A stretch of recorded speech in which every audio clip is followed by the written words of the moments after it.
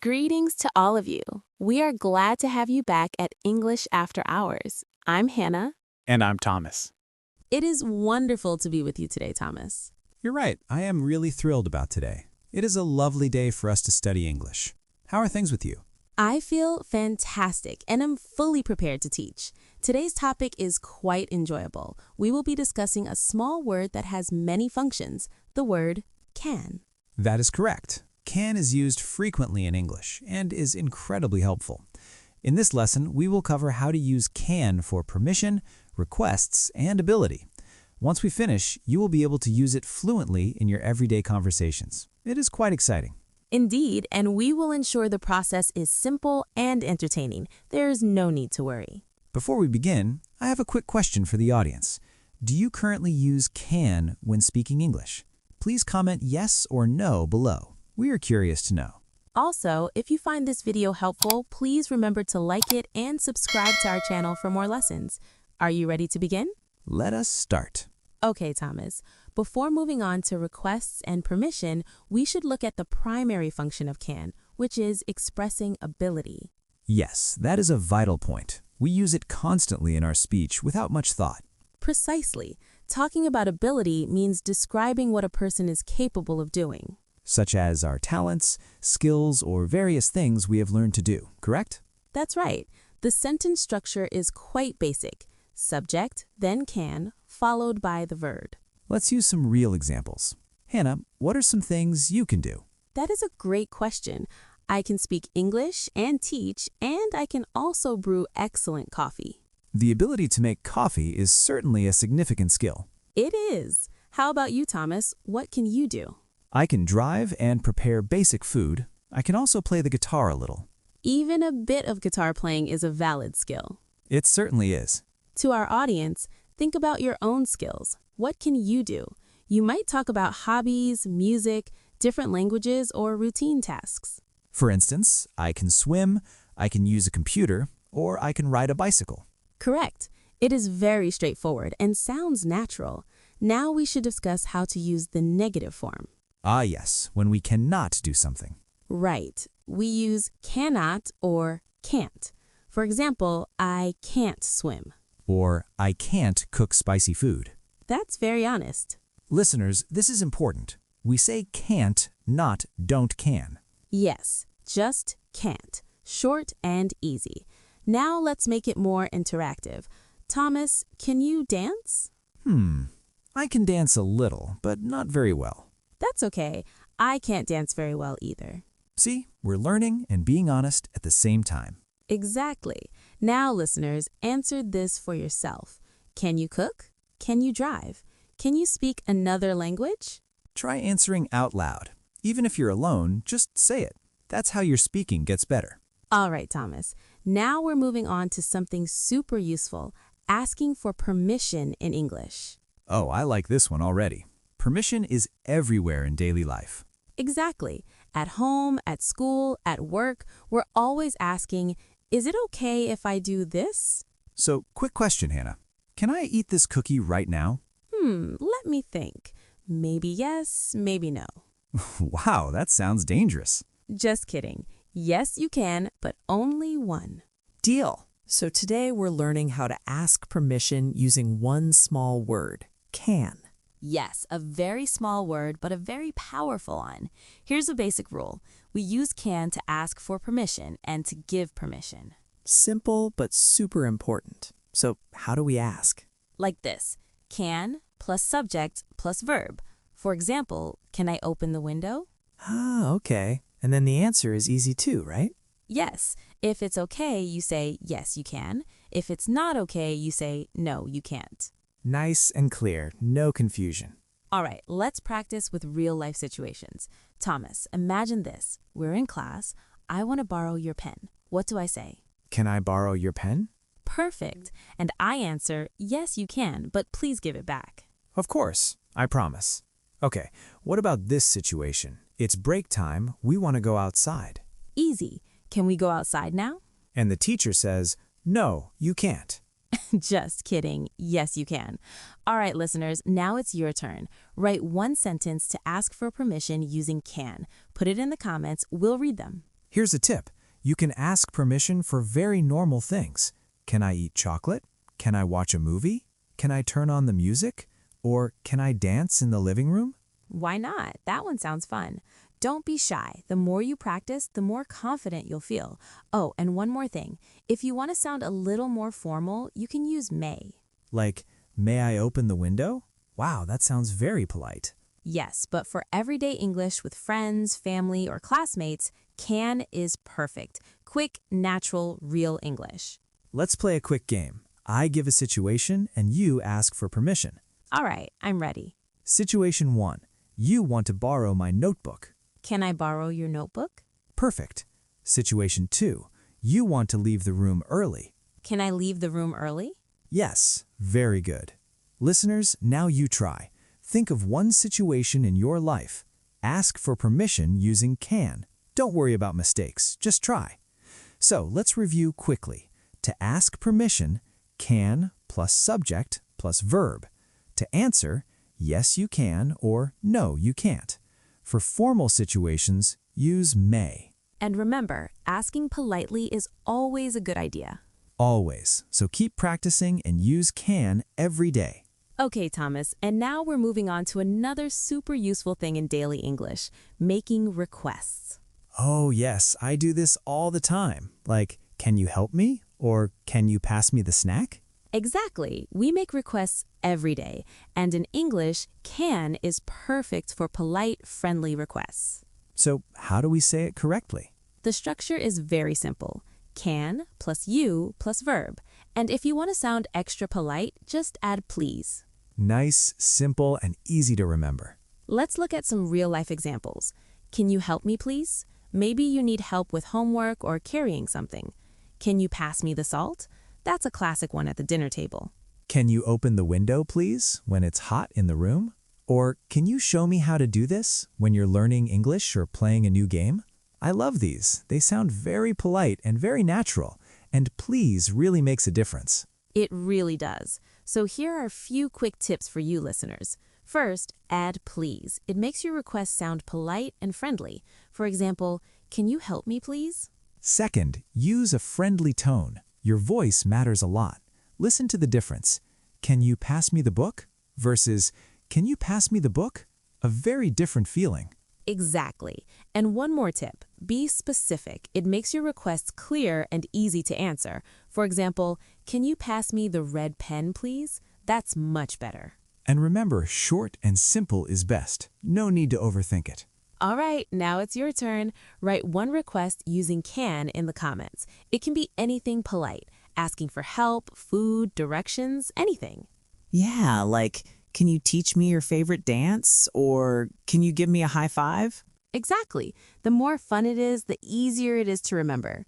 And try saying it out loud too. That's how your pronunciation gets better. Let's do a quick mini practice. I'll give a situation and you make a request using can. Ready? Ready. Let's go. Situation 1. You want your friend to open the window. Can you open the window, please? Perfect. Situation 2. You want help carrying a bag. Can you help me, please? Nice. Very natural. Listeners, now it's your turn. Think of one thing you want to ask for politely and write your sentence in the comments. So let's review quickly.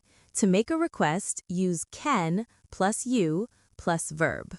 Add please to sound extra polite. Use a friendly tone and be specific. Easy and natural. And remember, practice every day. Even small requests help you speak English more confidently. Exactly. Try using these requests with friends or family today. It's practical, natural, and fun. All right, Thomas, we've learned a lot today about using can for ability, permission, and requests. Yeah, seriously. But I have to be honest, Hannah, I sometimes make mistakes with can. You're not alone, and that's exactly why this part is so important. In this part, we're talking about quick tips and common mistakes with can. If you avoid these, your English will sound much more natural, friendly, and confident. Okay, I'm listening. And listeners, you should listen closely too.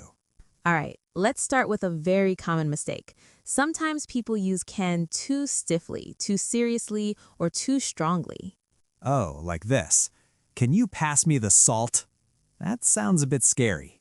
Yes, that sounds more like a command than a polite request. In real-life English, tone really matters. So how do we fix it? Very easy. Add please and use a friendly voice. Can you pass me the salt, please? Oh, wow. That sounds so much nicer. Same words, but a totally different feeling. Exactly. So listeners, try this. Say the sentence out loud with a friendly tone and please. Your English will sound much more polite right away. All right, let's move on to another mistake. This one is very common. Yes, the second mistake is forgetting the negative form. I've done this before. I'm like, I know can. Oh no. Yes, that happens a lot.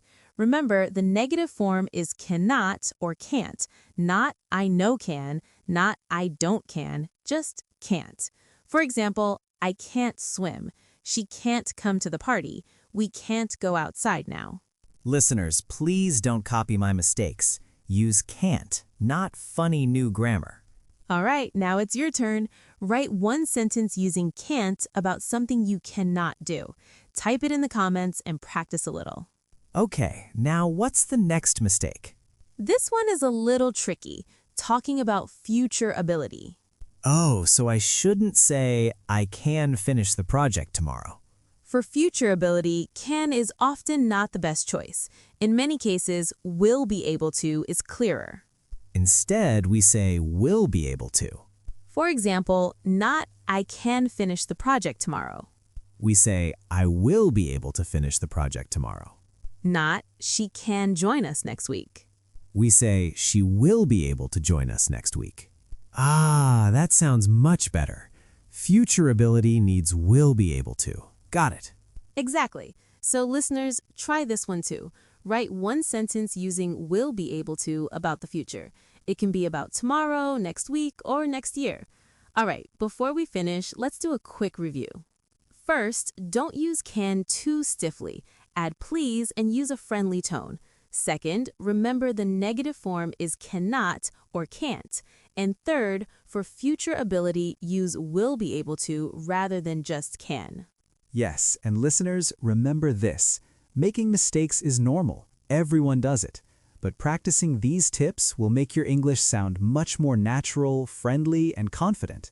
All right, Thomas, we've talked a lot about how to use can in real life. So now let's slow down a little and actually use it together. Oh, I like that. So this is the part where listeners stop listening quietly and start speaking, right? Exactly. This time, we're not doing grammar tests or filling in blanks. We're going to listen, choose, and speak. Nice. That already sounds less scary. Here's how it works. I'll give a situation, then I'll say two sentences. Listeners, choose the one that sounds right and say it out loud with us. Perfect. Simple, real, and very our channel.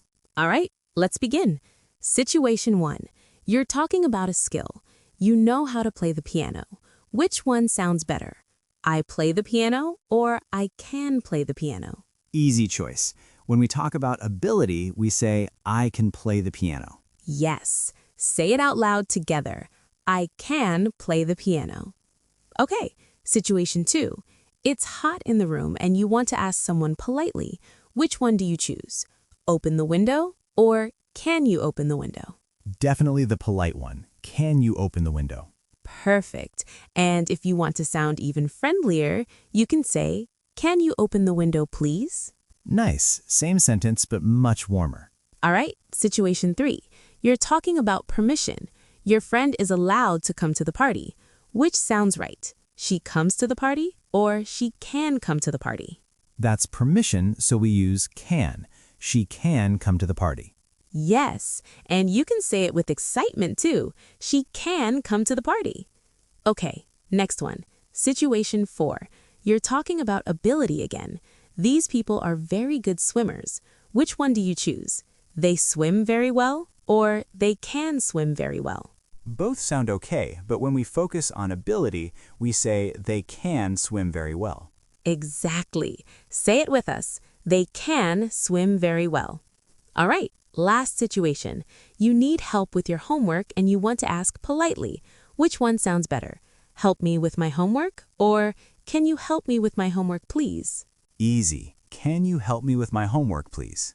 Perfect. Polite, clear, and very natural English.